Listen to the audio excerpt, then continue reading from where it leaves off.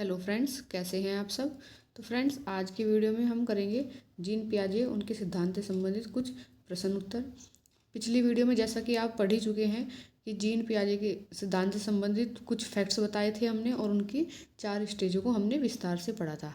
आशा करती हूँ कि आपने वो वीडियो देख ली होगी और उनके सिद्धांतों को, सभी फैक्ट्स को अच्छी प्रकार से समझ लिया होगा। तो चलिए शुरू करते हैं आज की वीडियो। पहला प्रश्न है हमारा कि जीन पियाजे के सिद्धांत को किस नाम से जाना जाता है।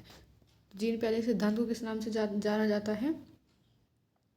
संज्ञानात्मक विकास का सिद्धांत। यहाँ पर आंसर नंबर सी सही हो जाता है। नंबर 1 पर जो दिया है सामाजिक सांस्कृतिक सिद्धांत, ये दिया था लेव वाइगोत्स्की ने। दूसरा है शास्त्रीय अनुबंधन का सिद्धांत, ये पावलोव ने दिया था। क्लासिकल कंडीशनिंग थ्योरी, और जो ये डी है बहुबुद्धिन सिद्धांत, ये हार्वर्ड गार्डनर ने दिया था। तो यहाँ पर हमारा आंसर नंबर सी सही हो जाता है। पियाजे ने कौन सा सिद्धांत दिया था? संज्ञानात्मक विकास का सिद्धांत। फ्रेंड्स, आप भी साथ साथ आंसर टिक करने की कोशिश करना।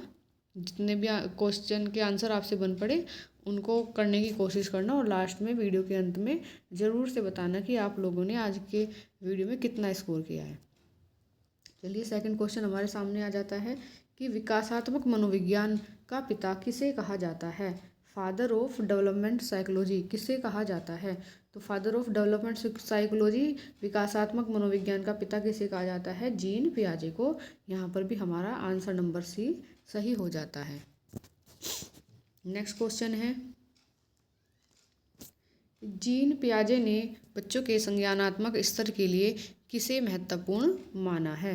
ये यहाँ पर किसे होगा? किसे महत्वपूर्ण माना है? तो जीन पियाजे ने किसे महत्वपूर्ण माना है? याद करना नहीं। सीखने पर बल देते हैं? नहीं देते। नए ज्ञान में बल तो देते हैं, लेकिन उन्होंने जो पूर्व ज्ञान है, जो प्रीवियस नॉलेज है, उसको महत्वपूर्ण माना है। तो यहाँ पर इस क्वेश्चन का आंसर हो जाएगा सी, पूर्व ज्ञान। यहाँ पर भी आंसर नंबर सी आपका सही हो जाता है। नेक्स्ट क्वेश्चन है, गलती से दूसरे पेज पे चला गया, कोई बात नहीं। नेक्स्ट क्वेश्चन है, जीन पियाजे के अनुसार गोल दिखने वाली हर चीज़ को बच्चा गेंद समझता है। विकास के सिद्धांत का कौन सा चरण है? तो हमने कल पढ़ा था कि बच्चा क्या करता है। बच्चे को हमने एक गेंद दिखाई और एक गोल चीज़ दिखाई और बताया कि बेटा ये क्या होती है? ये गेंद होती है। तो बच्चा समझ गया कि जितनी भी गोल गोल दिखने वाली चीज़ है वो सब क्या होती हैं? वो सब गेंद होती है।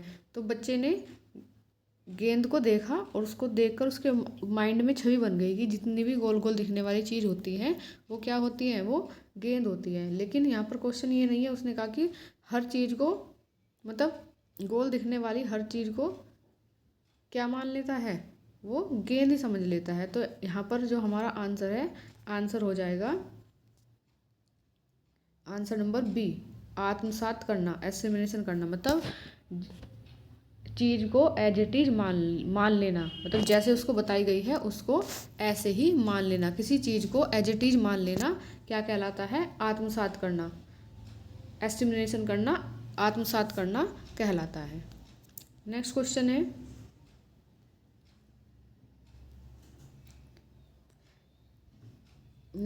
है, एक बच्चा अपनी आंख बंद कर लेता है और सोचता है कि मैं नहीं देख रहा तो मुझे भी कोई नहीं देख रहा। जीन पियाजे के अनुसार यह विकास का कौन सा चरण है? हमने कल बात करी थी कि बच्चे क्या होते हैं? सेल्फ सेंटर्ड होते हैं, अहम केंद्रित होते हैं, जिसको इंग्लिश में ईगोसेंट्रिज्म की भी कहा जाता है। कि बच्चे क्या होते हैं? सेल्फ सेंटर, जो बच्चे को पसंद है वो ही सबको पसंद आना चाहिए। कि जैसे बच्चा क्या कहता है कि आंख बंद करके खड़ा हो जाएगा और बोलेगा, सोचेगा कि मैं मुझे कोई नहीं दिखाई दे रहा तो मैं भी, कोई मुझे भी नहीं देख सकता। ये तो कौन सा कॉन्सेप्ट होता है? ये होता है अहम केंद्रिता, ईगो सेंट्रिज्म का। इसमें हमारा बी आंसर सही हो जाता है। नेक्स्ट क्वेश्चन है, क्वेश्चन नंबर 6 कि एक बच्चा यह कहता है कि मेरा खिलौना आज दुखी है क्योंकि मैंने उसके साथ खाना नहीं खाया। यह क्या कह रहा था? ये कौन से स्टेज में आता है? तो एक इम्पोर्टेंट कॉन्सेप्ट पढ़ा था कल हमने, जीववाद, एनिज्म। जिसमें बच्चा क्या करता है, जो निर्जीव चीज़ें होती हैं उनको भी सजीव समझ लेता है। तो यहाँ पर हमें यही तो देखने को मिला इस क्वेश्चन में कि खिलौना क्या है, निर्जीव है, और खिलौने को वो क्या समझ रहा है, सजीव समझ रहा है। क्या कह रहा है कि आज मैंने उसके साथ खाना नहीं खाया इसलिए मेरा खिलौना दुखी है। तो ये कौन सा कॉन्सेप्ट हो जाता है, जीववाद का कॉन्सेप्ट हो जाता है, एनिज्म। तो यहाँ पर हमारा आंसर नंबर ए सही हो जाता है। जीववाद एनिमिज्म का मतलब कॉन्सेप्ट हो जाता है ये। क्वेश्चन नंबर 7 कि जीन पियाजे की किस अवस्था को समझ वाली अवस्था भी कहा जाता है। समझ वाली अवस्था मतलब जब बच्चे के अंदर समझ विकसित हो जाती है, बच्चा तार्किक रूप से चिंतन करना शुरू कर देता है, बातों में लॉजिक लगाना शुरू कर देता है।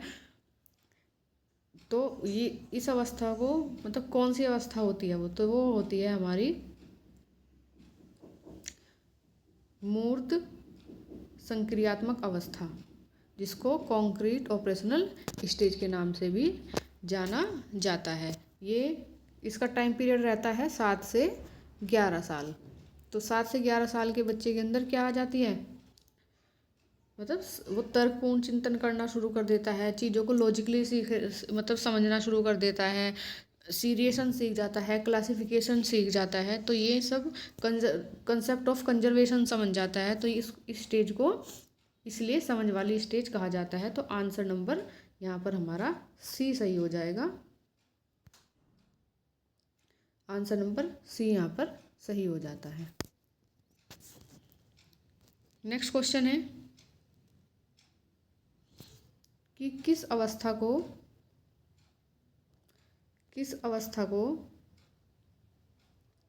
संकेत की अवस्था कहा जाता है। कौन सी अवस्था होती है जिसको संकेतों की अवस्था कहा जाता है। मतलब अब बच्चा यहाँ पर क्या करता है, संकेतों का इस्तेमाल करने लगता है किसी भी चीज़ को वर्णित करने के लिए, किसी चीज़ को इंगित करने के लिए, मतलब चीज़ों को बताने के लिए बच्चा यहाँ पर क्या करना शुरू कर देता है, संकेतों का प्रयोग करना शुरू कर देता है। तो ये किस अवस्था में आता है, ये आता है पूर्व संक्रियात्मक अवस्था, जिसको हम प्री ऑपरेशनल स्टेज के नाम से भी जानते हैं। और इसका टाइम पीरियड रहता है हमारा 2 से 7 साल। मतलब 2 से 7 साल के बच्चे के अंदर क्या आ जाती है,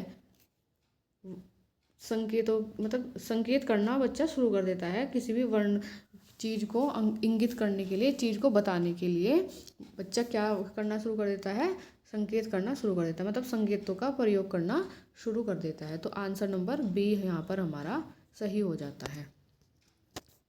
नेक्स्ट क्वेश्चन है हमारा कि इस अवस्था में बच्चा संक्रियाओं पर भी क्रियाएं करना शुरू कर देता है, मतलब लॉजिकली सोचने लगता है, मतलब समस्याओं का हल खुद से करना शुरू कर देता है। तो इस संक्रियाओं पर भी क्रियाएं करने लगता है। तो किस स्टेज में होता है, ये होता है फॉर्मल ऑपरेशनल स्टेज में, जिसका टाइम पीरियड 11+ मतलब 11 से ऊपर तक रहता है, मतलब वयस्क तक। नेक्स्ट क्वेश्चन है कि नेक्स्ट और लास्ट क्वेश्चन है हमारा कि जीन पियाजे के अनुसार बच्चों की सोच वयस्कों की सोच से किस प्रकार भिन्न होती है। ऑप्शन है ज़्यादा होती है, कम होती है, मात्रात्मक रूप से भिन्न होती है, या गुणात्मक रूप से भिन्न होती है। यहाँ पर आंसर नंबर डी हमारा सही हो जाएगा कि जो बच्चों की सोच है वो वयस्कों की सोच से गुणात्मक रूप से भिन्न होती है। मतलब मात्रा तो सेम ही होती है उसकी, लेकिन गुणात्मक रूप से मतलब क्वालिटी वाइज क्या होती है, भिन्न होती है, अलग होती है। भाई वयस्क थोड़ा एक समस्या के समाधान को कुछ ज़्यादा प्रकार से समझ लेंगे, मतलब सोच लेंगे, और बच्चा क्या होगा, थोड़ा कम सोच लेगा। तो इसलिए मात्रात्मक रूप से तो ज़्यादा होती है, लेकिन गुणात्मक रूप से कम होती है। यहाँ पर डी हमारा आंसर हो जाएगा। तो फ्रेंड्स, आज की वीडियो में इतना ही। अगर आपको वीडियो अच्छी लगे तो लाइक करें, शेयर करें और चैनल को सब्सक्राइब करना ना भूलें। और कमेंट बॉक्स में अपने को स्कोर भी बताइए कि आज की वीडियो में आपका क्या स्कोर रहा, और अगली वीडियो किस टॉपिक पर बनाए इस बारे में भी कमेंट बॉक्स में पिन कर दीजिए। मैं उसी टॉपिक पर आपके लिए वीडियो लेकर आऊँगी। धन्यवाद।